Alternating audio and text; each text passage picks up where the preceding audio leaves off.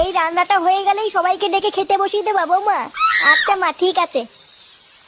মা, ও মা, এই বাঞ্চতটা এখানে কেন এসছে? তুই কার কথা বলছিস? এই যে মাসিমা, আমার কথা বলছি গো। আপনার ছেলেটা না খুব দুষ্টু, একটু ইয়ার কিউ বোঝে না বাবা গো বাবা। হ্যাঁ গো, তুমি আমার ভাইকে গালাগালি দিলে। বাড়াটা গালাগালি দেবো না তো কি দেবো? ও বলছো তার বাল, বাড়া আমাকে ঘরে একা পেয়ে আমার প্যান্টের ভিতরে হাত ঢুকে দিয়েছে। মা গো মা, জামাই বাবু তুমি অত রেগে যাচ্ছ কেন? আমি তো তোমার শুধু একটু সাইজটা দেখছিলাম গো।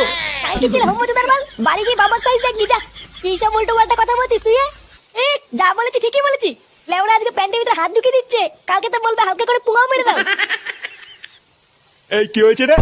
এত চেঁচামেচি কিসের? দেখুন না মেশামশাই, মা গো মা, আপনার ছেলে একটু ইয়ার কিউ বোঝে না।